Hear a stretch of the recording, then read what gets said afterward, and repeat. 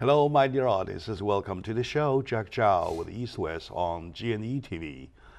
It's been quite a long time we haven't seen my good friend, Dennis Chang, attorney at law from downtown Los Angeles. Hi, Jack. Hi, how are you doing? All right, thanks. All right. Everybody misses you already. It's been a while. Good to be back. Yeah, good to be back, right? Okay. So busy at the office.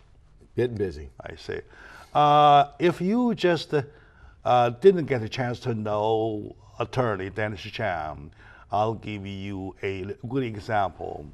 Back many years in Watson, downtown Watson? Los Angeles. Los Angeles, downtown Los Angeles. Right. What was the guy killed that you represented? Oh, let's see. Well, I've had a couple of cases. I did the Rampart cases, the Rampart scandal cases, Biggie Smalls, Notorious B.I.G., other police cases, civil rights cases. So over the years. And the one in Watts? There's a particular one, right? I don't think so, not in Watts, but all throughout Los Angeles. Yeah. Yeah. And the name of Dennis Chang is known by so many who need help. And of course, also his bigger name is the winning lawyer. He's the winning attorney. I rely on him a lot. Luckily, so far, I haven't been prosecuted for any kind of that nature. Keep it that way. Yeah, keep it that way. Keep it that way. Well, I will, or otherwise I will knock on your door. Though. Okay. Anyway, today I've invited my good friend Dennis Chang to talk about two issues. Issue number one, the UC Santa Barbara case. What's behind it? What's inside? And we're basically talking about the sheriff department. All right. Is there a failure or anything? And then we're talking about his opinion as an attorney about the war prisoners POW exchange. So is that breaking any laws, or how about Congress, right? How about Congress, between Congress and the executive commander of U.S. force, right? So should we start with the first one, please? Sure. All right, you know, Dennis, what bothers me is that of course, lots of people died, especially young people, including the guy himself. He's a young people too, only 22 years old. Right. Something shouldn't happen happened. Right. So, as to the news, though, let the news take care. We know so much we know through the news. But even though through the news we know, we still find some holes in those stories. I'm not sure if there's anybody's interferences, but what shows to me is that in the very beginning there was one doubt that raised about if the sheriff department, if sheriff officers did their job. And later, the whole question just kind of dismissed.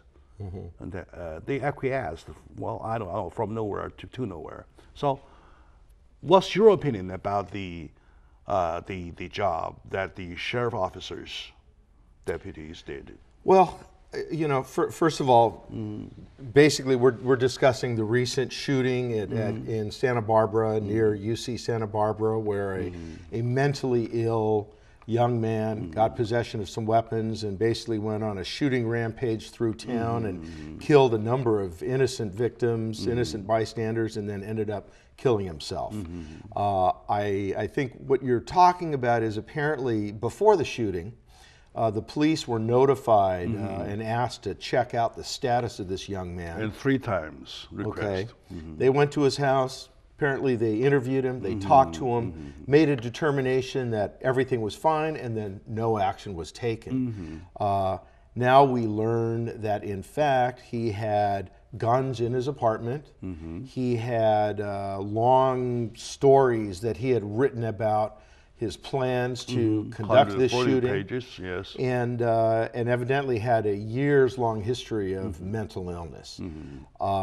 Could the police have done more? Sure, they could have done more. Should they have done more? They probably should have done more. But you know, could they have done more? We're running, I think, into a conflict between, you know, the rights of individuals to be searched, to be questioned, to be investigated, versus the duty of the police to, you know, protect the safety of the community and conduct a thorough investigation. It's a very tough conflict, especially when we deal with mental health, individuals with mental health issues. So, you know, we have the luxury of hindsight here. We can look back at what happened and look back at what they did.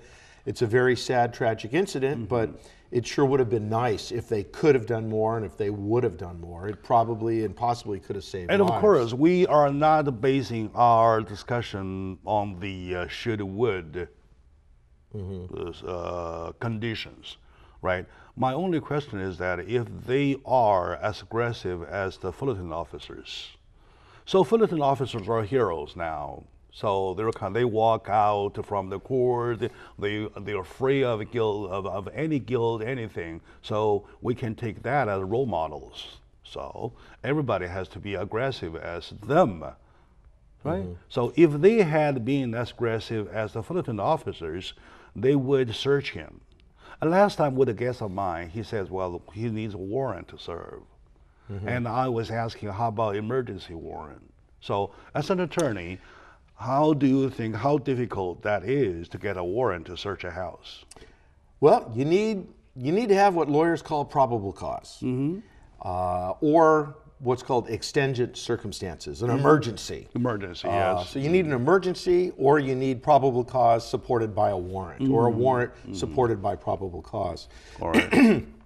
I don't know if those police had probable cause to go into his home without permission. I don't know if they could have obtained a warrant. They didn't have a warrant. They didn't even try to get a warrant. But we're with that conflict between the rights of people, including people with mental illness, Of course, and the police duty to protect the community. Had they gone into that apartment, it appears pretty clear that they would have found weapons. They would have found his writings about what his intentions were. But very, very tough, sensitive issue and sensitive situation. Speaking of the probable cause, though, would a mother reporting her own son ring a bell to anybody? Well, if I were a mother, okay, say I'm a father, right? I am a father. For me to report my son, I would see it as so devastating, well, to a certain extent. Otherwise, I wouldn't do it because it's my own son.